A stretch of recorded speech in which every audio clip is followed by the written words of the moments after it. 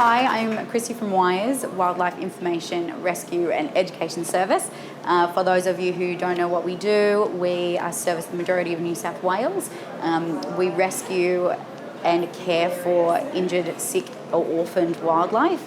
To give you an idea of the numbers that we do, last year we took over 77,000 calls of people requesting help. Today I'm here to talk a little bit about how wildlife and our domestic animals can live in the same place together. So Australia has really unique and interesting wildlife. We're very, very lucky to have that here in our country. Even in Sydney, you don't have to look very far to find some beautiful animals. Here in the city, there are possums. On the north shore of Sydney, we find wallabies. The northern beaches, there are powerful owls. Southwest Sydney, we find koalas, and in the Blue Mountains, there are beautiful wombats.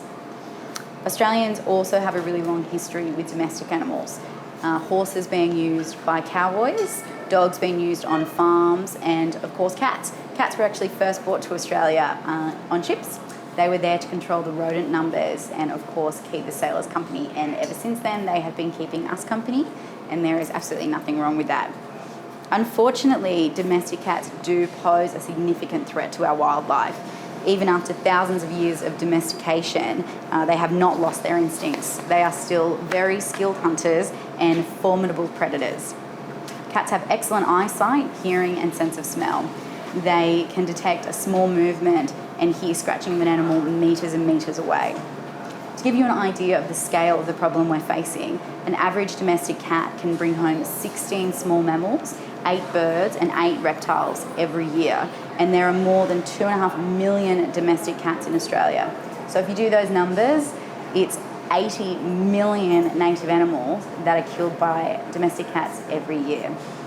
It seems unbelievable, but it is true. In Australia, cats are listed as a threat to the survival of 58 species that are at risk of extinction. In 2016, WIRE's rescued 31,949 birds.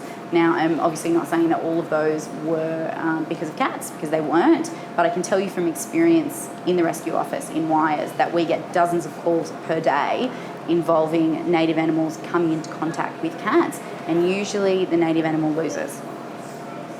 Now, many pet owners don't think about what their cats are doing when they go outside or when they can't see them. And a lot of you here, and I'm sure a lot of other cat owners, wouldn't think that their beautiful kitten could be doing something as horrible as this, but I can tell you now that they are smiling assassins. They go outside, wreak havoc of the night, come back in, stroke up against your leg, and you would be none the wiser. But domestic animals can coexist successfully with our native wildlife, and responsible pet ownership is the key.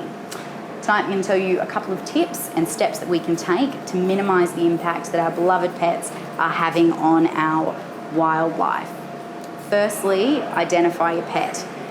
A collar, tag and microchipping is essential. Collar bells are a must. Get the biggest bell you can find, the loudest bell, or use 2 if that is necessary.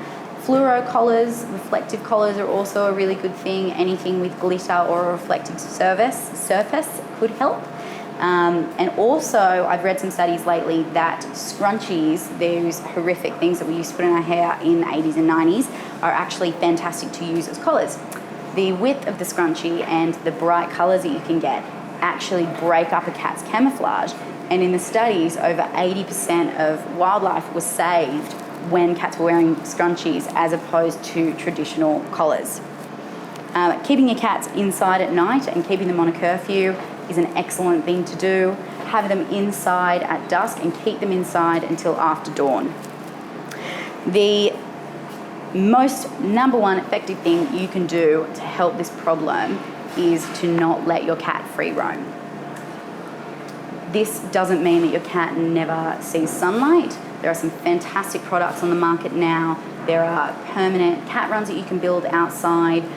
There's also a company called Cat Nets, which sell these fantastic, almost like aviaries that are made out of netting. They're only a couple of $100 and they're temporary. So fantastic for people that are living in the city or are renting and that can't build permanent structures. The next thing is to provide sufficient food and shelter for your cat. It is a myth that well-fed cats won't hunt. They will. It is their instincts, and nothing's going to stop them from doing that. The next point is to never feed a stray cat. If you intend to care for that cat and keep it as a pet, that is fine, but don't encourage stray cats around. If you see stray cats in your area, contact your council or the Cat Protection Society. Finally, make sure you de-sex your pets to prevent unwanted litters, which we've already spoken about.